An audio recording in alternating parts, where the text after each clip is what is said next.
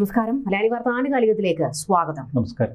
ഇന്നത്തെ ഹർത്താൽ അത് കൈവിട്ടുപോയി എന്ന് വേണം പറയാൻ. കാരണം നിതിൻ രാജിന്റെ ആത്മഹത്യയുമായി ബന്ധപ്പെട്ട് പ്രഖ്യാപിച്ച ഹർത്താലാണ്. 10 ദിവസം മുൻപ് ഞങ്ങൾ പ്രഖ്യാപിച്ച ഹർത്താലാണ്, എല്ലാവരും അത് വിജയിപ്പിക്കണം എന്നൊക്കെ വലിയ ആഹ്വാനം ഉണ്ടായിരുന്നു. എന്നാൽ ഈ ഹർത്താല് അത് ജനജീവിതത്തെ സ്തംഭിപ്പിക്കുന്നു. ആംബുലൻസുകളെ വരെ തടഞ്ഞുകൊണ്ടുള്ള ഒരു പ്രതിഷേധം അതിന് വിട്ടുപോകുന്ന രീതിയിലേക്ക് മാറുകയായിരുന്നു. നിതിൻ രാജിന്റെ ആത്മഹത്യയുമായി ബന്ധപ്പെട്ട് അതിന്റെ പിന്നിൽ ചില അധ്യാപകർക്ക് പങ്കുണ്ട് എന്നുള്ളതാണ് വലിയൊരു വിമർശനം, ആരോപണമായിട്ട് വരുന്നത്. അതിന് പിന്നിൽ ആരൊക്കെയുണ്ടോ അവരൊക്കെ നിയമത്തിന് മുൻപിലേക്ക് വരണം. പക്ഷേ ഈ ഒരു തരത്തിൽ ഹർത്താൽ നടത്തിയത് കൊണ്ട് നിതിൻ രാജിന് വലിയൊരു കളങ്കം ഉണ്ടായില്ലേ? കാരണം ഇപ്പോൾ ജനങ്ങൾ മുഴുവൻ നിതിൻ രാജിന്റെ ആത്മഹത്യയുമായി ബന്ധപ്പെട്ട് സംസാരിക്കുമ്പോൾ ആ കുടുംബത്തെയും വിമർശിക്കുന്ന രീതിയിൽ, അല്ലെങ്കിൽ ഇത്തരത്തിലാണോ ഒരു ഹർത്താൽ നടത്തേണ്ടിയിരുന്നത്, അത് നിതിൻ രാജിന് വലിയ മോശമായി മാറി എന്നുള്ള തരത്തിലേക്ക് കാര്യങ്ങൾ വഴിമാറുകയാണ്. ആ കുടുംബം തന്നെ ഇപ്പോൾ പ്രതികരിച്ചിട്ടുണ്ട്, ഇങ്ങനെ ഒരു ഹർത്താൽ വേണ്ടിയിരുന്നില്ല എന്നുള്ള രീതിയിൽ. കോടതി സ്വമേധയാ കേസെടുത്തു. ഈ കടകൾ അടപ്പിക്കാനൊക്കെ ചെല്ലുമ്പോൾ ഒരു ഗുണ്ടകൾ എങ്ങനെയാണ് പെരുമാറുന്നത്, ആ രീതിയിലൊക്കെയാണ് ഈ സമരക്കാർ പെരുമാറിയിരിക്കുന്നത്. വല്ലാത്തൊരു കാഴ്ചയാണ്. ഈ സമരക്കാർ ഇന്ന് പെട്ടുപോയി. സാധാരണ പതിവ് പോലൊരു ഹർത്താൽ രാവിലെ 6 മുതൽ വൈകിട്ട് 6 വരെ, ഈ ആഹ്വാനം മാത്രം മതി. കേരളത്തിലെ ജനങ്ങൾ പൊതുവെ വരേണ്ട വീട്ടിലിരിക്കും. ഹർത്താൽ എന്ന് കേൾക്കുമ്പോഴേ പേടി, അത് വല്ലാതെ ഭയപ്പെടുത്തും. പക്ഷെ കാലം മാറി. ഇപ്പോൾ എല്ലാവരുടെയും കയ്യിൽ മൊബൈൽ ഫോണുകളുണ്ട്. എല്ലാവരുടെയും കയ്യിൽ ആശയവിനിമയ സംവിധാനങ്ങൾ പലതുണ്ട്. ഒന്ന്, നിരത്തിലേക്ക് ഇറങ്ങിയാൽ CCTV ക്യാമറകളുണ്ട്. ലോകത്ത് എന്താണ് സംഭവിക്കുന്നതെന്ന് നൊടിയിടയ്ക്കുള്ളിൽ കേരളമെന്നല്ല, ലോകത്തിലെ എല്ലാ മനുഷ്യരിലേക്കും പെട്ടെന്ന് വാർത്തകളും മെസ്സേജുകളും എത്തും. പതിവ് പോലെ രാവിലെ 6 മണിക്ക് ഹർത്താൽ തുടങ്ങി. ആളുകളൊക്കെ പരസ്പരം അന്വേഷിച്ചു. ബസ്സുകൾ ഓടുന്നു, ഓട്ടോറിക്ഷകൾ ഓടുന്നു, ടാക്സി ഓടുന്നു, പ്രൈവറ്റ് വണ്ടികൾ ഓടുന്നു. എല്ലാം പതിവ് പോലെ ജനം പുറത്തേക്ക് ഇറങ്ങി. ജനത്തെ സംബന്ധിച്ച് ഈ ഹർത്താൽ അനാവശ്യമാണെന്നവർ നിശ്ചയിച്ചതാണ്. ഈ പെൻഗ്വിനുകളുടെ കാര്യം പറഞ്ഞതുപോലെ, ഈ വലിയ കയോ അല്ലെങ്കിൽ വലിയ ആഴമുള്ള ജലാശയങ്ങളുടെ മുന്നിലെത്തുമ്പോൾ പെൻഗ്വിനെല്ലാം നിൽക്കും. ഒരെണ്ണത്തിന് തള്ളിയിടും. അത് താന്നുപോയാൽ പിന്നെ മറ്റു പെൻഗ്വിനുകൾ താഴത്തില്ല. അതിന് കുഴപ്പമൊന്നും പറ്റിയില്ലെങ്കിൽ എല്ലാം കൂടെ ചാടും എന്ന് പറഞ്ഞതുപോലെ, മനുഷ്യർ രാവിലെ 6 മണിക്ക് ഒറ്റയ്ക്കും പെട്ടയ്ക്കുമൊക്കെ ആരെങ്കിലും ഇറക്കുന്നുണ്ടോ, അവർക്ക് എന്തെങ്കിലും പറ്റുന്നുണ്ടോ എന്ന് നോക്കുന്നു. ഇല്ല, കുഴപ്പമില്ല. ജനം എരച്ച് പുറത്തേക്ക് ഇറങ്ങി. രാവിലെ നമ്മൾ തിരുവനന്തപുരം, കോട്ടയം, എറണാകുളം, കോഴിക്കോട്, കണ്ണൂർ ഒക്കെ ഇന്ന് രാവിലത്തെ ദൃശ്യങ്ങൾ പരിശോധിക്കുമ്പോൾ ജനം സാധാരണ പോലെ പുറത്തേക്ക് ഇറങ്ങി. പക്ഷേ ഇത് കണ്ട് സമരാനുകൂലികളുടെ കണ്ണ് തള്ളി. കാരണം അവരിങ്ങനെയല്ല കരുതിയത്. ഒരു ഹർത്താൽ എന്ന് പറഞ്ഞ് ഒരാഹ്വാനം നടത്തിയാൽ തന്നെ വരണ്ട് ജനം വീട്ടിലിരിക്കും എന്നാണ് അവർ കരുതിയത്. അവിടെ 2 പ്രശ്നങ്ങൾ അവർക്ക് പറ്റി. ഒന്ന്, അവർ മുന്നോട്ട് വയ്ക്കുന്നൊരു വിഷയം, നിതിൻ രാജിൻ്റെ മരണത്തിൽ നീതിപൂർണമായ അന്വേഷണം വേണം. നിതിൻ രാജ് വിഷയത്തിൽ, നിതിൻ രാജിൻ്റെ മരണത്തിൽ നീതിപൂർവമായ അന്വേഷണം വേണമെന്ന് കേരളത്തിലെ എല്ലാ ജനങ്ങളും ആഗ്രഹിക്കുന്നതാണ്. ആ മരണത്തിൽ വലിയ ദുഃഖമുണ്ട് ആളുകൾക്ക്. പക്ഷെ അത് ഈ ഹർത്താൽ നടത്തിയത് കൊണ്ട് അതിനെന്ത് മെച്ചം? അവരാരുടെ നേർക്കാണ് ഈ ഹർത്താൽ കൊണ്ട് ആരെ ഭയപ്പെടുത്താനാണ് ഉദ്ദേശിക്കുന്നത്? അവർക്ക് ഹർത്താൽ നടത്തുന്നതിന് പകരം എന്തുകൊണ്ട് പിണറായി വിജയൻ്റെ ക്ലിപ്പ് ഹൗസ് പോയി ഉപരോധിച്ചുകൂടാ? എന്തുകൊണ്ട് പിണറായി വിജയനെ വഴിതടഞ്ഞുകൂടാ? എന്തുകൊണ്ട് കേരളത്തിലെ മന്ത്രിമാരെ വഴിതടഞ്ഞ് അവരുടെ സമരം വിജയിപ്പിച്ചുകൂടാ? അപ്പോൾ അതിനവർക്ക് ഭയമാണ്, അതിനുള്ള നട്ടലില്ല. അപ്പോൾ സാധാരണ ജനങ്ങളുടെ മേൽ കുതിര കയറുക. രാവിലെ ഒരു 7-7:30 മണിയായപ്പോഴേക്കും എല്ലാം സാധാരണ നിലയിൽ, കടകൾ തുറന്നിരിക്കുന്നു, ട്രാൻസ്പോർട്ട് പ്രൈവറ്റ് ബസ്സുകൾ ഓടുന്നു, ഓട്ടോറിക്ഷ, ടാക്സി എല്ലാം ഉണ്ട്. അപ്പോൾ ഹർത്താൽ പൊളിയും എന്നൊരു മട്ടിലെത്തി. 52 സംഘടനകൾ ഒരുമിച്ച് ആഹ്വാനം ചെയ്തു. നിതിൻ രാജ് ആക്ഷൻ കൗൺസിലും ഉണ്ട്. അപ്പോൾ ഇവർ, ഈ നേതാക്കൾക്കിടയിലൊരു ബന്ധമുണ്ടല്ലോ, സ്വാഭാവികമായിട്ട് അവർ പരസ്പരം ബന്ധപ്പെട്ടു. ഹർത്താൽ പൊളിക്കാൻ ഉള്ള നിർദ്ദേശം ഏതോ അജ്ഞാത കേന്ദ്രങ്ങളിൽ നിന്ന് ഇവർക്ക് കിട്ടി. പിന്നീട് നമ്മൾ കാണുന്ന ഒരു 8:30-9 മണിയായപ്പോൾ അതിൻ്റെ തമാശ എന്താണെന്ന് വെച്ചാൽ, ബൈക്കുകൾ തടയുന്നു, ആംബുലൻസുകൾ തടയുന്നു, ഓട്ടോറിക്ഷകൾ തടയുന്നു, ബസ് തടയുന്നു. ഈ തടയാൻ എത്തുന്ന ഹർത്താൽ അനുകൂലികൾ എങ്ങനെയാണ് എത്തുന്നത്? അവർ ബൈക്കിലും കാറിലുമൊക്കെയാണ് നേരെ വരുന്നത്. ഇന്ന് തൊടുപുഴയിലൊരു സംഭവം. തൊടുപുഴയിൽ പതിവ് പോലെ 9 മണിക്ക് ഒരു യുവാവ് പരസ്യമായിട്ട് നഗരത്തിലങ്ങിറങ്ങി വരുന്ന 2 വീലറുകൾ തടഞ്ഞിടുന്നു, ഓട്ടോറിക്ഷകൾ തടഞ്ഞിടുന്നു. കട്ട പ്രകടനം അവിടെ കിടന്ന്. അപ്പോൾ കൈയൊക്കെ കെട്ടി അതിൻ്റെ സൈഡിൽ ശരത്ത് എന്ന് പറഞ്ഞൊരു യുവാവ് ഇത് കണ്ടുകൊണ്ടിരിക്കുകയാണ്. അപ്പോൾ അവൻ നോക്കി. അപ്പോൾ ഇയാൾ, ഈ സമരാനുകൂലി വന്നതൊരു ബൈക്കിലാണ്. അവൻ ബൈക്ക് സൈഡിൽ ചാരി വെച്ചിട്ടാണ് ഈ കലാപരിപാടി നടത്തുന്നത്. എല്ലാവരും തടഞ്ഞിട്ട് അവൻ ഷോ ഒക്കെ കഴിഞ്ഞ് നേരെ ബൈക്കിലോട്ട് കയറിയിരുന്ന് ബൈക്ക് സ്റ്റാർട്ട് ചെയ്തപ്പം ശരത്ത് എന്നിട്ട് നേരെ ബൈക്കിൻ്റെ ഹാൻഡിലെ പിടിച്ചു. നീ എങ്ങോട്ടാ? ഞാൻ പോവാ, വീട്ടിൽ പോവാ. അല്ല നീ അങ്ങനെ പോകണ്ട, ഞാൻ പോലീസിനെ വിളിക്കും. ഏത് സമരാനുകൂലി? എന്താ നീ പോലീസിനെ വിളിക്കടാ എന്നായി ശരത്ത്. പോലീസ് സൈഡിലുണ്ട്, ഇതെല്ലാം കണ്ടുകൊണ്ടിരിക്കുക. ഈ വാഹനം തടയുന്ന മുഴുവൻ പോലീസ് കണ്ടുകൊണ്ടിരിക്കുക. പോലീസ് വന്നപ്പോൾ ഈ സമരാനുകൂലി പറയാം, എൻ്റെ വണ്ടി ഇവൻ തടഞ്ഞു, ഇവനെതിരെ കേസെടുക്കാൻ. ശരത്തിനെതിരെ കേസെടുക്കാൻ. അപ്പോൾ ശരത്ത് പറഞ്ഞു, ഇവൻ ഇതുവരെ ഇവിടെ കിടന്ന് വലിയ ഷോ ആയിരുന്നു, കണ്ട വാഹനം എല്ലാം ഇവൻ തടഞ്ഞു, എല്ലാ 2 വീലറുകളും തടഞ്ഞു. എന്നിട്ട് ഇവൻ എന്ത് റൈറ്റ് ഈ ബൈക്കും എടുത്ത് അടുത്ത സ്ഥലത്ത് പോയി അടുത്ത സെറ്റ് വാഹനങ്ങളെ തടയാൻ ഇവൻ എന്ത് റൈറ്റ്? ഇവൻ വാഹനങ്ങളെ തടയണം, നടന്നു പോയി തടയട്ടെ എന്നും പോലീസിനോട് പറഞ്ഞു. ആ പോലീസും പറഞ്ഞു, ശരിയാണ്, അവൻ വാഹനങ്ങൾ തടയണമെങ്കിൽ അവൻ നടന്നു പോയി തടയട്ടെ. ഇതിനിടയിൽ പോലീസ് പറഞ്ഞു, നീ ബൈക്കുമായിട്ട് പോകണ്ട. സമരാനുകൂലി പെട്ടു. അപ്പോൾ 1-2 സമരാനുകൂലികളോട് ഇവനെ രക്ഷിക്കാൻ വേണ്ടി വരാൻ പരിസരത്തേക്ക് അടുത്തപ്പോൾ ശരത്തിന് ഭയങ്കര ആവേശം. ഹീറോ, ജനം എരച്ചു കൂടുന്നു, സംഗതി പന്തിയല്ല എന്ന് കണ്ട് അവൻ ബൈക്കും ചാരി വെച്ച് ഓടി. ഇത് തൊടുപുഴയിൽ മാത്രമല്ല, പല സ്ഥലങ്ങളിൽ ഇന്ന് കേരളത്തിൽ കണ്ടു. ഈ തമ്പാനൂർ ഒരു ബേക്കറി രാവിലെ 9 മണിക്ക് ഒരു സെറ്റ് സമരാനുകൂലികൾ ഇരുന്ന് കടയടയ്ക്കട എന്ന് പറഞ്ഞു. കടക്കാരൻ ചോദിച്ചു, മരിച്ചയാൾ മരിച്ചു, നിങ്ങൾ എൻ്റെ കട അടപ്പിക്കുന്നത് കൊണ്ട് എന്തും മെച്ചം? നിൻ്റെ സഹോദരനെ കൊന്നാൽ നീ കട തുറന്നു വെക്കുവാടാ എന്ന് ചോദിച്ചു. അപ്പോൾ അവൻ വളരെ മര്യാദയ്ക്കാണ്, ഞാൻ ഈ കട നടത്തുന്നില്ല, എൻ്റെ ഒരു ചെറിയ കട, ഇന്നത്തെ ഉപജീവനം എന്നൊക്കെ പറഞ്ഞു. അപ്പോൾ ഒരു 8-10 സമരാനുകൂലികളും അടുത്തു. ഈ സമരാനുകൂലികൾ അടുക്കുക മാത്രമല്ല, വലിയ പച്ചത്തെറിയും മുദ്രാവാക്യവും ഒക്കെ അവർ കയർക്കാൻ തുടങ്ങി. ഉടനെ കുറച്ച് ജനം അവിടെ കൂടാൻ തുടങ്ങി. സമരാനുകൂലികൾക്ക് മനസ്സിലായി സംഗതി പന്തിയല്ലെന്ന്. പോലീസ് എത്തി. അപ്പോഴേക്കും സമരാനുകൂലികൾ സ്ഥലം വിട്ടു. നേരെ ട്രാൻസ്പോർട്ട് ബസ് സ്റ്റാൻഡിന് മുന്നിൽ, KSRTC സ്റ്റാൻഡിൽ പതിപോലെ ബസ്സെല്ലാം പുറത്തോട്ട് വരുന്നു, അകത്തോട്ട് വരുന്നു. ഒരു 10-11 മണിയായി. കട്ട ചൂട്, ജനം ചൂടിൽ വെന്ത് വേർക്കുവാണ്. ഇവരൊരു 10-30 പേര് ബസ് സ്റ്റാൻഡിന് മുന്നിൽ അങ്ങ് കുത്തിയിരുന്ന് എല്ലാം ബ്ലോക്ക് ചെയ്ത് സമരം തുടങ്ങി. 1 മണിക്കൂർ, 2 മണിക്കൂർ, 3 മണിക്കൂറായി. ജനത്തിന് ഈ വെയിലും ചൂടും ബസ്സിനകത്തിരുന്ന് വെന്ത് ഉരുകുമല്ലേ, സഹി കിട്ടു. അവരെല്ലാം കൂടെ, യാത്രക്കാരെല്ലാം കൂടെ കളത്തിലിറങ്ങി. അവർ പറഞ്ഞ് എഴുന്നേറ്റ് പോടാന്ന്. ഈ സമരാനുകൂലികളെ യാത്രക്കാർ വളഞ്ഞിട്ട് അടി കൊടുക്കുക എന്നുള്ള സ്ഥിതിയിലെത്തി. അപ്പോഴേക്കും പോലീസ്, ഇതെല്ലാം കഴിയാറായപ്പോഴേക്കും പോലീസ് ഒരു വലിയ വാൻ നിറയെ പോലീസുകാരും കൂടെ എത്തി.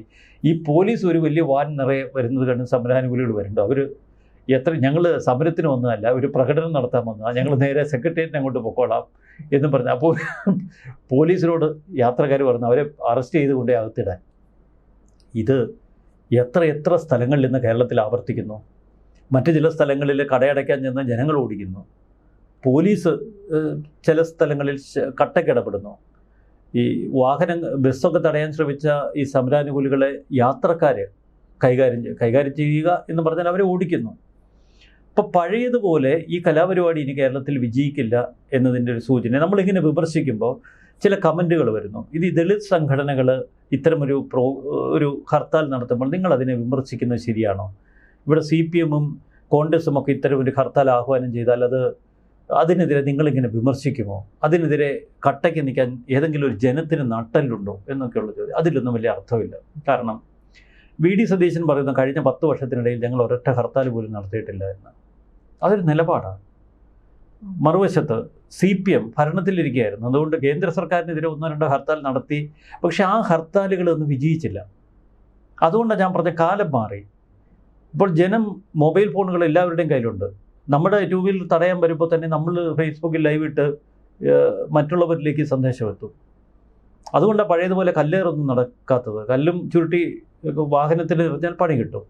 ഉച്ചയ്ക്ക് ഹൈക്കോടതി നോക്കുമ്പോൾ രോഗികളുമായി പോയ വാഹനങ്ങൾ ഈ സമരാനുകൂലികൾ തടയുന്നു. എന്നാൽ സോഷ്യൽ മീഡിയയിൽ ഈ ഇത്തരം ദൃശ്യങ്ങളുടെ ഫ്ലഡാണ്, വെള്ളപ്പൊക്കം പോലെ വരികയാണ് ഇത്തരം ദൃശ്യങ്ങൾ. ഹൈക്കോടതി കട്ടക്കിടപെട്ടു. 3:30 ഞങ്ങൾ വീണ്ടും കേസെടുക്കും. അപ്പോൾ ഇതിൻ്റെ പരിപൂർണ റിപ്പോർട്ട് സർക്കാർ സമർപ്പിക്കണമെന്ന് പറഞ്ഞു. കേരളത്തിൽ പല സ്ഥലങ്ങളിൽ ബലമായി വാഹനങ്ങൾ തടയുന്നു, കടകൾ അടപ്പിക്കുന്നു. ഇവിടെ എന്ത് ആണ് നടക്കുന്നത്? ഇതൊരു അരാജകത്വമല്ലേ എന്ന് ഹൈക്കോടതി ചോദിക്കുകയാണ്.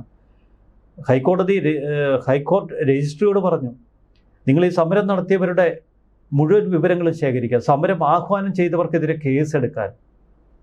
ഇതൊരു വല്ലാത്ത ഘട്ടത്തിലേക്കാണ് പോകുന്നത്. സമരം നടത്തിയവർക്കെതിരെ കേസെടുക്കുമ്പോൾ എന്താ സംഭവിക്കുന്നത്? കേരളത്തിലിപ്പോൾ വ്യാപകമായി നടന്ന അക്രമം. ഇതിനകത്ത് മറ്റൊരു വശം കൂടിയുണ്ട്. ഇപ്പം എൻ്റെ കട ഈ സമരാനുകൂലികൾ വന്ന് അടച്ചാൽ എനിക്ക് അവർക്കെതിരെ കേസ് കൊടുക്കണം. എൻ്റെ ഇന്നത്തെ നഷ്ടപരിഹാരമുണ്ട്. കേരളത്തിലെ വ്യാപാരി വ്യവസായി ഏകോപന സമിതി ഇന്നലെ കട്ടയ്ക്ക് പറഞ്ഞു ഞങ്ങൾ കടയടക്കില്ല. അതുപോലെ തന്നെ ഹോട്ടൽ റെസ്റ്റോറൻറ്റ് അസോസിയേഷൻ പറഞ്ഞു ഞങ്ങൾ കടയടക്കില്ല. ടെക്സ്റ്റൈൽ അസോസിയേഷൻ പറഞ്ഞു കടയടക്കില്ല. കേരളത്തിലെ വാണിജ്യ സ്ഥാപനങ്ങൾ ഇന്നലെ കട്ടയ്ക്ക് നിലപാടെടുത്തിരുന്നു. ഇനി അവർ ചെയ്യേണ്ടത് ഏതൊക്കെ സ്ഥലങ്ങളിൽ കടയടക്കപ്പെട്ടു നിർബന്ധിതമായി അവർ ഇതിനെതിരെ കേസ് ഫയൽ ചെയ്യണം. 2016-17 കാലഘട്ടത്തിൽ നിരന്തര ഹർത്താലുകളൊക്കെ ആയിരുന്നു. ഇന്ന് കേരളത്തിൽ ഒരു കണക്കുണ്ട്, ഏകദേശം 13,000 കോടി രൂപയുടെ സഞ്ചിത നഷ്ടം. ഒരു ഹർത്താൽ ദിനത്തിൽ നമുക്ക് നഷ്ടം വരുന്നത് ഏകദേശം 2,000 കോടി രൂപയാണ്. അതിൽ തന്നെ നികുതി നഷ്ടം 128 കോടിയാണ്. വാണിജ്യ വ്യവസായിക ലോകത്ത് വരുന്ന നഷ്ടം 130 കോടിയാണ്. KSRTCക്ക് വരുന്ന നഷ്ടം ഒരു 3 കോടിക്കടുത്താണ്. ഇങ്ങനെ ഓരോ തലത്തിലും പൊതുമേഖലാ സ്ഥാപനങ്ങൾക്ക്, സ്വകാര്യ സ്ഥാപനങ്ങൾക്ക് ഒരു സഞ്ചിത നഷ്ടം ഒരു സ്റ്റേറ്റിന് വരികയാണ്.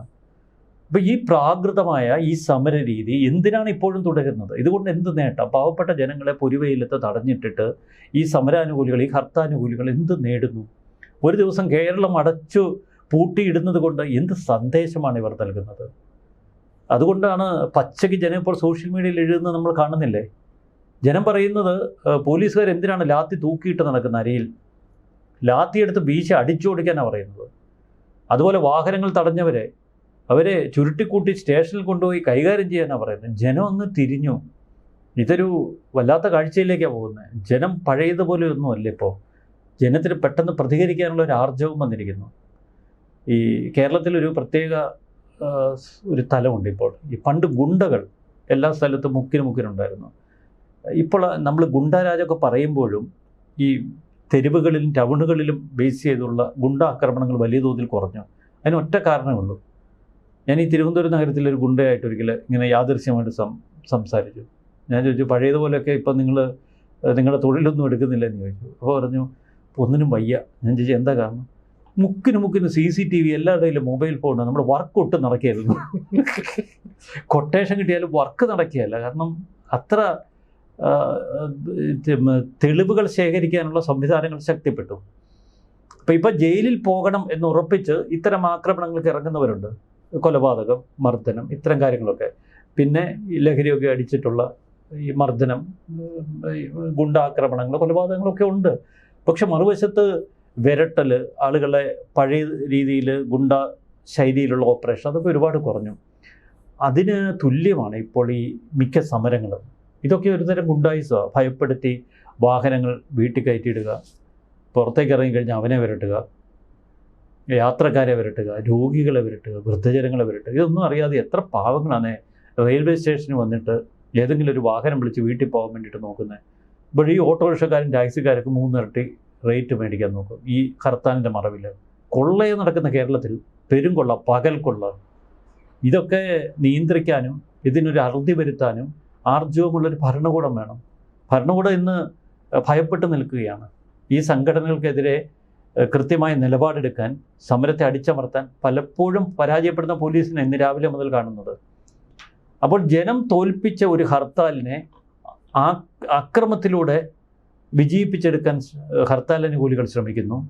അതിനെതിരെ സാധാരണ ജനങ്ങൾ അവർ കട്ടയ്ക്ക് നിൽക്കുന്നു. അങ്ങനെ ഒരു വല്ലാത്ത കാഴ്ചയാണ് നമ്മൾ കണ്ടത്.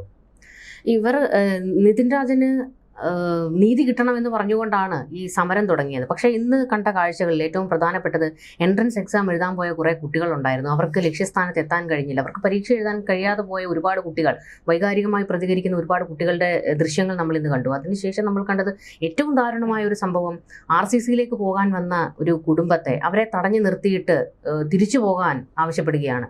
പോകാൻ പറ്റില്ല എന്ന് പറയുന്നു. അപ്പോൾ 10 ദിവസം മുൻപേ ഞങ്ങൾ പ്രഖ്യാപിച്ച സമരമാണെന്ന് പറയുമ്പോൾ അപ്പോൾ ആ കൂട്ടത്തിലുണ്ടായിരുന്ന ഒരു സ്ത്രീ ചോദിക്കുന്നുണ്ട് രോഗത്തിന് എന്ത് ഇതാണെന്ന് ചോദിക്കുന്നുണ്ട്. അപ്പോൾ അത്തരത്തിലുള്ള പ്രതികരണങ്ങൾ ജനങ്ങളിൽ നിന്ന് വരുന്നു. ഈ വാലുവേഷന് പോയ അധ്യാപികമാരെ തടയുന്നു, അവരെ അസഭ്യം പറയുന്നു. ആ രീതിയിലേക്കൊക്കെ ഇന്ന് ഒരുപാട് കൈവിട്ടു പോയ രീതിയിൽ, ഒരുപക്ഷെ ഈ രാഷ്ട്രീയക്കാർ നടത്തുന്ന സമരങ്ങളെക്കാൾ കൈവിട്ടു പോയി ഇന്നത്തെ ഈ ഒരു സമരം. ഇത് ശരിക്കും നിതിൻ രാജന് ഒരു വലിയ കളങ്കമുണ്ടാക്കി. ഇപ്പോൾ നിതിൻ രാജ് എന്ന് പറയുമ്പോഴത്തേക്ക് ഈ സമരമാണ് എല്ലാവരുടെയും ഉള്ളിലേക്ക് വരിക. ആ കുടുംബത്തിന് തന്നെ ഇതൊരു വലിയ മാനസിക ബുദ്ധിമുട്ടുണ്ടാക്കി. ഇത് ഏതെങ്കിലും തരത്തിൽ നിതിൻ രാജിന് ഗുണം ചെയ്യുമോ? അല്ല, നിതിൻ രാജിൻ്റെ മരണവുമായി നമുക്ക് ഈ ചർച്ചയെ ഇത് കൂട്ടിക്കെട്ടണം. കാരണം അതൊരു വളരെ ദാരുണമായ ഒരു സംഭവമാണ്. അല്ല, പക്ഷെ അത് കളങ്കപ്പെട്ടു പോയി. അവിടുത്തെ പ്രൊഫസർമാരുടെ ഒരു നിഷ്ഠൂരമായ പെരുമാറ്റം, അവിടെയുള്ള പൊളിറ്റിക്സ്, നിതിൻ രാജിൻ്റെ മരണത്തിന് പിന്നിലുള്ള യഥാർത്ഥ കാരണങ്ങൾ കൃത്യമായി അന്വേഷിച്ച് കണ്ടെത്തണം. പക്ഷെ മറുവശത്ത് നമുക്ക് ഇപ്പോൾ RCCയിലെ രോഗികളുടെ അവസ്ഥ ഒന്ന് നോക്കാം. ഈ RCCയിലൊക്കെ ഉള്ളൊരു പ്രശ്നം 2 മാസം കൂടിയൊക്കെ ഇവർക്കൊരു അപ്പോയിൻമെൻറ്റ് കിട്ടുന്നു. അപ്പോൾ ഇന്ന് അപ്പോയിൻമെൻറ്റ് കിട്ടിയവർക്ക് അവിടെ ഡോക്ടറെ കാണാൻ കഴിയുന്നില്ലെങ്കിൽ പിന്നീട് വീണ്ടും 1 മാസം 2 മാസം കാത്തിരിക്കേണ്ടി വരും. RCC മാത്രമല്ല, ശ്രീചിത്ര, പ്രധാനപ്പെട്ട ആശുപത്രികൾ, ഇതിലൊക്കെ ഈ അപ്പോയിൻമെൻ്റ് എടുത്ത് വരുന്നവർക്ക് ഇന്ന് യാത്ര നിഷേധിക്കുമ്പോഴുണ്ടാകുന്ന ഒരു മാനസിക വിഷമമുണ്ടല്ലോ, ഇതൊന്നും ഈ സമരക്കാർ കാണുന്നില്ല. പിന്നീട് ധാരാളം വൃദ്ധജനങ്ങൾ മിക്ക സ്ഥലങ്ങളിലും ഈ സമരാനുകൂലികൾ വാഹനം തടഞ്ഞിടുമ്പോൾ 1 മണിക്കൂർ 2 മണിക്കൂർ 3 മണിക്കൂറൊക്കെ വഴി ബ്ലോക്കായി കിടക്കുകയാണ്. ഇതിനെതിരെ അവർക്കൊന്നും ഈ സാധാരണക്കാർക്ക് പലപ്പോഴും പ്രതികരിക്കാൻ കഴിയുന്നില്ല. 2-3 പേര് കട്ടയ്ക്ക് നിന്നാൽ മതി ഈ കീലേരി അച്ചുമായിട്ട്, ബാക്കിയുള്ള ജനം ഇതിനെതിരെ അങ്ങ് പ്രതികരിക്കാൻ നിൽക്കും. നമ്മളിപ്പോൾ ജനത്തിൻ്റെ പ്രതികരണം പറയുമ്പോഴും അത് ടൗണുകൾ കേന്ദ്രീകരിച്ച് നഗരങ്ങൾ കേന്ദ്രീകരിച്ചൊക്കെയാണ്. ഈ കൊച്ചു കൊച്ചു പട്ടണങ്ങൾ, കൊച്ചു കൊച്ചു നഗരങ്ങൾ, കൊച്ചു കൊച്ചു ഗ്രാമങ്ങൾ, അവിടെയൊക്കെ ഇത്തരം കീലേരി അച്ചുമാർ ധാരാളമുണ്ട്. ഇവിടെ ഞങ്ങൾ പറയും നിങ്ങൾ അനുസരിക്കുക എന്നുള്ളൊരു ശൈലി. അതിനെതിരെ ചോദ്യം ചെയ്യാനോ ആർജവം കാട്ടാനോ ഒന്നും സാധാരണക്കാർക്ക് കഴിയാറില്ല. കാരണം പോലീസും അതിലൊന്നും ഇടപെടത്തില്ല. അവിടെ കിടക്കട്ടെ എന്ന് നോക്കൂ. മറ്റവനെ പടക്കിയിട്ട് എന്ത് കാര്യം? പോലീസിന് മുകളിൽ നിന്നുള്ള നിർദ്ദേശം കാണും, ഈ സമരക്കാരെ അടി കൊടുത്തൊന്നും വഷളാക്കരുത്. അടി കൊടുത്ത് വഷളാക്കിയാലോ ഒന്ന് ദളിത് സംഘടനകളാണ്, അത് വലിയ തലവേദന ഉണ്ടാക്കും. അപ്പോൾ അത് വെച്ച് വലിയ തോതിലൊരു ഭീകരാന്തരീക്ഷം സൃഷ്ടിക്കുക. നിതിൻ രാജിൻ്റെ മരണത്തിൽ നമുക്ക് വലിയ വിഷമമുണ്ട്. പക്ഷേ അത് ഈ സമരം നടത്തി എന്നതിൻ്റെ പേരിൽ നമുക്ക് നിതിൻ രാജിനോടുള്ള കരുണയ്ക്കൊട്ടും കുറവ് വരുത്തരുത്. ഇതും തമ്മിൽ ബന്ധമില്ല. കാരണം ഈ സമരം നടത്തുന്ന സമരാനുകൂലികൾ അല്ലെങ്കിൽ ഹർത്താൽ അനുകൂലികൾ, ഈ സംഘടനകൾ നിതിൻ രാജിൻ്റെ മരണം ഒരു മറയാക്കി ഞങ്ങളിവിടെ ഉണ്ട് എന്ന് ജനത്തെ ഒന്ന് ധരിപ്പിക്കുകയാണ് ഇവരുടെയൊക്കെ പ്രത്യക്ഷത്തിലുള്ള ഈ ലക്ഷ്യം. കാരണം ഇവരിൽ പലരും കീലേരി അച്ചുമാരാണ്. ഞങ്ങളിവിടെ ഉണ്ട്, ഞങ്ങൾ വിചാരിച്ചാൽ കേരളം നിശ്ചലമാകും, നിങ്ങളെ ബോധ്യപ്പെടുത്തി തരുന്നു. ഇതാണ് അവരുടെ ഒരു ഭാവം. ഈ സംഘടന ഇന്ന് ഹർത്താൽ പ്രഖ്യാപിച്ച ഈ സംഘടനകളുടെ കാര്യം മാത്രമല്ല, മറ്റു പലരുടെയും ഒരു ഭാവം ഇതാണ്. ഞങ്ങൾ വിചാരിച്ചാൽ ഇവിടെ എല്ലാം നിശ്ചലമാകും. എല്ലാം നിശ്ചലമാക്കാൻ വേണ്ടിയാണോ നമ്മളിവിടെ സംഘടനകൾക്ക് രൂപം കൊടുക്കുന്നത്? അത് ചലനാത്മകമാക്കാനല്ലേ? ഒരു സംസ്ഥാനം അടച്ചുപൂട്ടി, ഒരു സംസ്ഥാനത്തെ കത്തിമുനയിൽ നിർത്തി എന്തിനാണ് ഇങ്ങനെ പീഡിപ്പിക്കുന്നത്? ഇതൊരു തരം പച്ച ഗുണ്ടായിസമല്ലേ? ഈ ഗുണ്ടായിസം ഒരു കേരളം പോലെ ഒരു അഭ്യസ്ത വിദ്യർ താമസിക്കുന്ന ഒരു സ്ഥലത്ത്, വിദ്യാസമ്പന്നർ മാത്രമല്ല സംസ്കാര സമ്പന്നർ എന്നാണ് നമ്മൾ അഭിമാനിക്കാറുള്ളത്. മറുവശത്ത് ഇന്ത്യയിലെ നമ്പർ 1 എന്നൊക്കെയാണ് പിണറായി വിജയൻ കേരളത്തെക്കുറിച്ച് പറയുന്നത്. അങ്ങനെ ഒരു നമ്പർ 1 സംസ്ഥാനത്ത് ഇത്തരമൊരു ഹർത്താൽ, ഇതേപോലൊരു ഹർത്താൽ നമ്മൾ ദേശീയ പണിമുടക്ക് മുമ്പ് കണ്ടിരുന്നു. ദേശീയ പണിമുടക്കൊന്നും മഹാരാഷ്ട്രയെ ബാധിച്ചില്ല, തമിഴ്നാടിനെ ബാധിച്ചില്ല, മിക്ക സംസ്ഥാനങ്ങളെയും ബാധിച്ചില്ല. അന്ന് പണിമുടക്ക് ആകെ ബാധിച്ചത് കേരളത്തെയാണ്. അപ്പോൾ കേരളം മാത്രം ഒരു സമരാഹ്വാനം ഏതെങ്കിലും ഒരു AC റൂമിലിരുന്ന് ഒരു സംഘടനയുടെ തലവൻ അങ്ങ് ആഹ്വാനം നടത്തിയാൽ ഇവിടെ എല്ലാം അടച്ചുപൂട്ടിയിടണം. അതിനെതിരെ പ്രതികരിക്കാനുള്ള സമയമായി, അതിനെതിരെ ജനം തെരുവിലിറങ്ങാനുള്ള സമയമായി. അതിൻ്റെ ഓർമ്മപ്പെടുത്തലാണ് ഇന്നത്തെ ഒരു ദിവസം. ഈ മുമ്പൊക്കെ നമ്മൾ ഈ സമരത്തിന്റെ ഒരു വശവും കൂടി നോക്കണം. മുമ്പൊക്കെ ഒരു സമരം എന്ന് പറഞ്ഞു കഴിഞ്ഞാൽ, ഒരു ഹർത്താൽ വരുന്നു എന്ന് പറഞ്ഞു കഴിഞ്ഞാൽ ജനങ്ങളും അതിനങ്ങ് അവരുടെ പിന്തുണ പ്രഖ്യാപിക്കുന്നത് പോലെയായിരുന്നു. അതായത് പിന്നെ ഒരു ആഘോഷം പോലെ വീട്ടിലിരിക്കാം എന്നുള്ള ഒരു ചിന്താഗതി മുമ്പൊക്കെ ഉണ്ടായിരുന്നു. ഒരു തലേ ദിവസം തന്നെ പിറ്റേ ദിവസത്തേക്ക് വേണ്ട സാധനങ്ങൾ മേടിക്കുന്നു, ചിക്കനോ എന്തെങ്കിലുമൊക്കെ മേടിച്ച് വീട്ടിൽ കുടുംബത്തോടൊപ്പം ഇരിക്കുന്ന ഒരു സാഹചര്യം നമ്മൾ പലപ്പോഴും കണ്ടിട്ടുള്ളതാണ്. പക്ഷേ ആ ഒരു രീതി പാടെ മാറിയിരിക്കുന്നു. ഇപ്പോൾ ഒരു സമരം, ഒരു ഹർത്താൽ പ്രഖ്യാപിക്കുകയാണെങ്കിൽ അതിനെ മൈൻഡ് ചെയ്യാതെ ഈ പറയുന്ന ജനങ്ങൾ പുറത്തേക്ക് ഇറങ്ങുന്നു. അതിപ്പോൾ CPM പ്രഖ്യാപിച്ചാലും UDF പ്രഖ്യാപിച്ചാലും BJP പ്രഖ്യാപിച്ചാലും ഞങ്ങൾക്കതൊരു വിഷയമല്ല. ഞങ്ങൾ ഞങ്ങളുടെ കാര്യങ്ങൾക്ക് പുറത്തേക്ക് ഇറങ്ങും. ഈ ഒരു മനോഭാവം, ഈ ഒരു മാറ്റം, അത് എന്തിൻ്റെ ഒരു സൂചനയാണ്? അതൊരു മത്സരാധിഷ്ഠിത സമൂഹത്തിൻ്റെ പ്രകടമായ ഒരു ലക്ഷണമാണ്. നമ്മൾ ഈ മെട്രോ സിറ്റീസിലൊക്കെ കാണുന്നത് ഒരു മത്സരാധിഷ്ഠിത ലോകമാണ്. ഞാൻ ഇന്ന് ജോലി ചെയ്താൽ എനിക്ക് അത്രയും ഏൺ ചെയ്യാം, അത്രയും എനിക്ക് കൂടുതൽ അച്ചീവ് ചെയ്യാം. ആ ഒരു മത്സരാധിഷ്ഠിത സാമൂഹിക വ്യവസ്ഥിതി ഇപ്പോൾ കേരളത്തിൽ കൂടുകയാണ്. മുമ്പൊക്കെ വലിയ കുടുംബമാണ്, നമ്മൾ അയൽക്കാർ, കുടുംബാംഗങ്ങളെല്ലാം ചേർന്ന് ഒരു ഹർത്താലാണെങ്കിൽ പോലും വീടുകളിലേക്ക് ആളുകൾ ഒത്തുചേരുന്നു. ഇപ്പം പ്രായമായവരും പ്രായം കുറഞ്ഞവരും ഒക്കെ ഒത്തുചേരൽ. പിന്നീട് ചെറുപ്പക്കാരായിരിക്കാം, അല്ലെങ്കിൽ ഇത്തിരി പ്രായമുള്ളവരായിരിക്കാം, ഒരു കുപ്പിയൊക്കെ എടുത്തൊന്ന് ആഘോഷിക്കുന്നു. സ്ത്രീകൾ വെടിവെട്ടവുമായി ഒരു വശത്ത് കൂടുന്നു. അപ്പോൾ ഇത്തരം ഒരു ആഘോഷ കമ്മിറ്റികൾ ഇപ്പോഴില്ല. എല്ലാവരും തിരക്കില്ല. കുടുംബക്കാരെ കിട്ടത്തില്ല, അയൽക്കാരെ കിട്ടത്തില്ല. ഭാര്യയും ഭർത്താവും മൊബൈലും എടുത്ത് രണ്ട് വശത്തോട്ട് നോക്കിയിരിക്കും, മക്കൾ വേറൊരു വശത്തേക്ക് നോക്കിയിരിക്കും. അപ്പോൾ ഈ കുടുംബങ്ങളുടെ ഇപ്പോഴത്തെ ഒരു അവസ്ഥയും ഇതിന് കാരണമാണ്. കാരണം വീട്ടിൽ എത്ര നേരം മൊബൈൽ നോക്കിയിരിക്കുന്നു. അപ്പോൾ പുറത്തേക്കൊന്ന് ഇറങ്ങണം, തൊഴിലിടത്ത് പോകണം, അല്ലെങ്കിൽ ടൗണിലേക്കൊന്ന് പോകണം. പണ്ടത്തെ പോലെയല്ല. ഇപ്പം നമ്മളെ ആരെങ്കിലും ഒന്ന് തടഞ്ഞിടാൻ ശ്രമിക്കുന്നുവെന്ന് വെച്ചാൽ ആത്മരോഷം പൊട്ടും. കാരണം നമ്മളിപ്പോൾ ജീവിക്കുന്ന ഈ സോഷ്യൽ മീഡിയ യുഗത്തിൽ എപ്പോഴും കാണുന്ന റീൽസ്, നമ്മുടെ സഞ്ചാര സ്വാതന്ത്ര്യം, നമ്മുടെ അഭിപ്രായ സ്വാതന്ത്ര്യം, അതിനൊന്നും തടയാൻ നമ്മൾ ഇപ്പോഴത്തെ കാലത്ത് ആരെയും നമ്മൾ അനുവദിക്കത്തില്ല. ആ ഒരു അഹംബോധം സൃഷ്ടിച്ചിട്ടുണ്ട് ഈ സോഷ്യൽ മീഡിയ യുഗം. അതിലപ്പുറം ഈ സോഷ്യൽ മീഡിയ യുഗത്തിൽ അഭിപ്രായ സ്വാതന്ത്ര്യം യഥേഷ്ടം നടക്കുന്നത് കൊണ്ട് തന്നെ ഹർത്താലിനെതിരെ ധാരാളം പ്രതികരണങ്ങൾ കാണുന്നു. അപ്പോൾ രക്തം തിളയ്ക്കും. ഇതൊരു വല്ലാത്ത ഹർത്താലല്ലേ, അവൻ അങ്ങനെ ഹർത്താൽ നടത്തി വിജയിക്കേണ്ട, പുറത്തേക്ക് ഇറങ്ങും.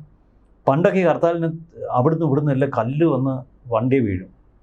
മറ്റേ വാഹനങ്ങൾക്ക് നേരെയുള്ള കല്ലേറാണ് സഹിക്കാൻ പറ്റില്ല. ഇന്നൊരു കല്ല് ഒരു വാഹനത്തിന് നേരെ എറിയുക എന്ന് പറയുന്നത് ആ കല്ലെറിയുന്നവൻ്റെ പണി പാളുന്ന കളിയാണ്. കാരണം എല്ലാ സ്ഥലത്തും ഞാൻ നേരത്തെ പറഞ്ഞാൽ ഈ CCTV ഇരിക്കുകയാണ്, മൊബൈൽ ക്യാമറകൾ ഇരിക്കുകയാണ്. ഏത് കോണിൽ നിന്ന് ആരാ മൊബൈൽ ഇതെടുക്കുന്നതെന്ന് ഒറ്റ പിടിയും കിട്ടത്തില്ല. കല്ലെടുത്തെറിഞ്ഞാൽ ഈ ഒരു തെളിവ് മാത്രം മതി, കോടതി അവനെ ശിക്ഷിക്കും, നഷ്ടപരിഹാരം ഈടാക്കും. എന്ന് മാത്രമല്ല, മാധ്യമങ്ങൾ ഉൾപ്പെടെ നിർബന്ധിതരാകുക ഇത്തരം അക്രമികളെ ഒറ്റപ്പെടുത്താൻ.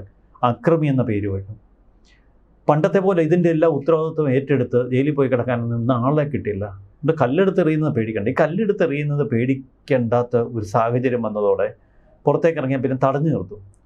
എന്തായാലും ഒരു യാത്രക്കാരനെ മുഖത്തടിക്കാനുള്ള ആർജവമൊന്നും ഒരു സമരാനുകൂലിക്ക് കിട്ടത്തില്ല. കാരണം അത് വേറെ അടുത്ത ഇഷ്യൂയിലേക്ക് പോകും. പിന്നീട് ഈ വിരട്ടൽ, കീലേരി അച്ചു മോഡൽ ഭയപ്പെടുത്തൽ, പക്ഷെ അതൊന്നും അത്ര ഏക്കിയല്ല ഇപ്പോഴും. അങ്ങനത്തെ ഒരു പ്രത്യേക സാമൂഹ്യ സാഹചര്യം കൂടിയുണ്ട്. ഒരു സംഘടിത രാഷ്ട്രീയ ശക്തിയാണ് എങ്കിൽ പോലും ജനം കട്ടയ്ക്ക് നിന്നാൽ അവരൊക്കെ വാലും ചുരുട്ടി ഓടും.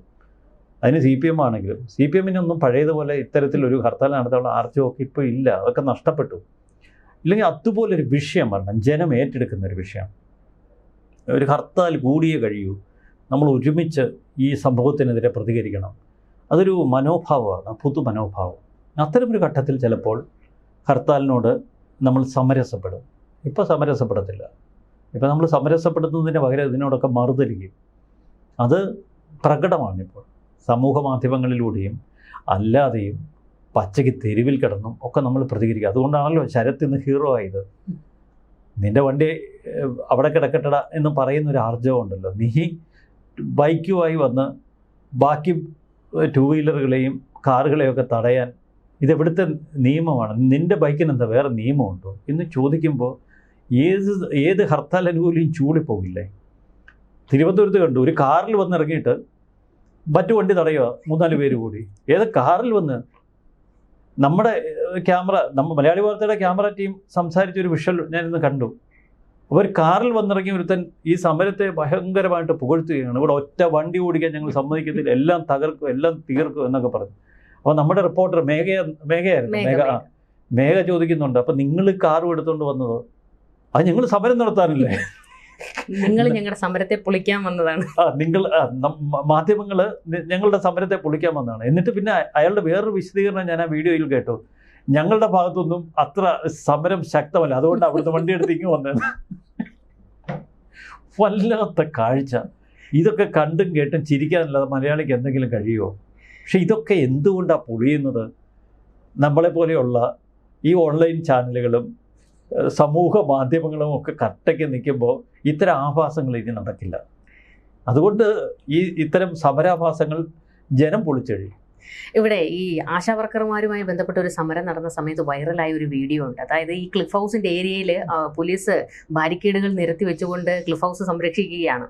പരീക്ഷ കഴിഞ്ഞ് വന്ന ഒരു കുട്ടി, 2-ലോ 3-ലോ പഠിക്കുന്ന ഒരു പയ്യനാണ്. അവൻ ഈ ബാരിക്കേഡിന്റെ ഇപ്പുറത്ത് നിന്നുകൊണ്ട് പറയാം, ഒന്നെങ്കിൽ നിങ്ങൾ ഇത് മാറ്റുക, എനിക്ക് എൻ്റെ വീട്ടിൽ പോകണം, അല്ലെങ്കിൽ നിങ്ങൾ എൻ്റെ വീട്ടിൽ നിന്ന് ചോറെടുത്തുകൊണ്ട് വന്ന് എനിക്ക് തരണം. അപ്പോൾ പോലീസിനോട് കട്ടയ്ക്ക് നിന്ന് പറയുകയാണ്, അത് അവൻ്റെ സ്വാതന്ത്ര്യമാണ്, എനിക്ക് ഭക്ഷണം കഴിക്കണമെന്നുള്ളത്, നിങ്ങൾ അതിനെ തടയുന്നു എന്നാണ് അവൻ പറയുന്നത്. അപ്പോൾ ഈ ഈ കുഞ്ഞു കുട്ടികൾ ഉൾപ്പെടെ ഇതിനെതിരെ വിമർശനങ്ങൾ ശക്തമാക്കുന്നു, അവർ അവരുടെ പോയിന്റ് പറയുന്നു. ഇവിടെ മെയ് 4 കഴിഞ്ഞാൽ അടുത്തൊരു സർക്കാരിന്റെ വരവാണ്. ഒരു കൂട്ടർ ഭരണപക്ഷത്തും മറ്റൊരു കൂട്ടർ പ്രതിപക്ഷത്തും ഇരിക്കണം. അപ്പോൾ ഈ ചെറിയ കുട്ടികൾ മുതൽ ചോദ്യം ചെയ്ത് തുടങ്ങുകയാണ്. ഇതിനെ എങ്ങനെ കാണണം? അല്ല, ഈ പഴയതുപോലെ ഇപ്പോൾ പോലീസിനെ പേടിയില്ല. അതിൻ്റെ അത് ഗുണവും ദോഷമുണ്ട്. പണ്ട് ഇടിയൻ പോലീസ് എന്നൊക്കെ പറഞ്ഞ് ലോക്കപ്പ് കയറ്റുന്നതിന് മുമ്പ് 2 പെട, ജയിലിൽ കയറുന്നതിന് മുമ്പ് നടയടി, അങ്ങനെ പല നടപടിക്രമങ്ങളുണ്ട്. അതിനിപ്പോൾ ഒന്നുമില്ല. പോലീസിനെ മർദ്ദിക്കാനൊക്കെ വലിയ ഭയം. കാരണം സ്റ്റേഷനിലൊക്കെ CCTV ഉണ്ട്. അപ്പോൾ വലിയ ബഹുമാനത്തിൽ കൂട്ടിക്കൊണ്ടുപോയി കേസൊക്കെ രജിസ്റ്റർ ചെയ്ത് കോടതി പറയുന്ന പോലെ 14 ദിവസത്തേക്ക് റിമാൻഡ്, അങ്ങനെയൊക്കെയുള്ള കലാപരിപാടി ഇപ്പം നടക്കുന്നുണ്ടോ? പിന്നെ മറുവശത്ത് ഗുഡുകളൊക്കെ ആണെങ്കിൽ, അല്ലെങ്കിൽ വലിയ കൊലപാതകമൊക്കെ ചെയ്തവനാണെങ്കിൽ ഈ വാഹനത്തെ പിടിച്ചുകൊണ്ട് പോകുമ്പോൾ ഒന്ന് പെരുമാറും. വാഹനത്തെ CCTV ഇല്ലാത്തതുകൊണ്ട്. അതുകൊണ്ട് പഴയതുപോലെ ഭയമില്ല. പിന്നെ പോലീസ് എന്ന് പറയുന്നത് പണ്ടത്തെക്കാൾ കുറച്ചുകൂടെ അഭ്യസ്ത വിദ്യരായിപ്പോൾ. അപ്പോൾ പൊതുജനങ്ങളോടൊക്കെ ഇടപെടുന്നതിൽ മാറ്റവും വന്നിട്ടുണ്ട്. കുട്ടികളടക്കം ആ ഒരു പുതു കാലഘട്ടത്തിൻ്റെ ഒരു സൃഷ്ടിയാണ് അത്. നമ്മൾ ഈ നേരത്തെ പറഞ്ഞ സോഷ്യൽ മീഡിയയിലൊക്കെ ഇപ്പോൾ ബുദ്ധി ഉറയ്ക്കുന്നതിന് മുമ്പ് തന്നെ സോഷ്യൽ മീഡിയയിലേക്ക് കയറും. അപ്പോൾ അവരുടെ മനസ്സിൽ ഫീഡ് ചെയ്യപ്പെട്ട ചില വസ്തുതകളുണ്ട്. അപ്പോൾ ഇതിനെയെല്ലാം നമ്മൾ പച്ചയ്ക്ക് ചോദ്യം ചെയ്യുന്ന തലത്തിൽ ഇത്തരം സമരാഭാസങ്ങളുമായി ഇനി ആരും തെരുവിലേക്ക് ഇറങ്ങരുത് എന്ന് മാത്രമാണ് നമുക്ക് പറയാനുള്ളത്. നിതിൻ രാജിൻ്റെ മരണത്തിൽ വലിയ വിഷമമുണ്ട്. അത് കൃത്യമായി അന്വേഷിക്കപ്പെടണം. പക്ഷേ നിതിൻ രാജിൻ്റെ മരണത്തിൻ്റെ മറവിൽ ഞങ്ങളിവിടെ ഉണ്ട് എന്ന ഒരു ധാർഷ്ട്യവുമായി കീലേരി അച്ചുമാർ തെരുവിലിറങ്ങി ജനങ്ങളുടെ നേർക്ക് കത്തിയെടുക്കരുതെന്ന് മാത്രമേ നമുക്ക് ഈ ഘട്ടത്തിൽ പറയാനുള്ളൂ. വലിയ ഒരു സമരാഭാസം കേരളം കാണുന്നു. ഒരു വിചിത്ര കാഴ്ച തന്നെയാണിത്. എന്തായാലും നിതിൻ രാജിൻ്റെ നീതി മേടിച്ചു കൊടുക്കണമെന്ന് പറഞ്ഞു തുടങ്ങിയ ഒരു സമരമാണ്. പക്ഷെ അതൊരു വല്ലാത്ത രീതിയിലേക്ക് പോയതോടെ ജനങ്ങൾ തന്നെ തെരുവിലേക്ക് ഇറങ്ങുന്ന, അവരെ കൈകാര്യം ചെയ്യുന്ന ആ ഒരു സമരം പൊളിച്ച് കയ്യിൽ കൊടുക്കുന്ന ഒരു രീതിയാണ് നമ്മൾ ഇന്ന് കണ്ടത്. ഇവിടെ ഇന്ന് പോലീസിന് വലിയ പണിപ്പെടേണ്ടി വന്നില്ല. അതിനു മുമ്പേ ജനങ്ങൾ തന്നെ എല്ലാം റെഡിയാക്കി കയ്യിൽ കൊടുത്തു. അപ്പോൾ ഇത്തരത്തിലുള്ള സമരങ്ങൾ വിജയിക്കില്ല. അത് ജനങ്ങൾ തന്നെ പൊളിക്കുമെന്നുള്ളതിൻ്റെ തെളിവാണ് ഇന്നത്തെ ഈ ഒരു ഹർത്താൽ. കൂടുതൽ ചർച്ചകളുമായി കാണാം. നമസ്കാരം.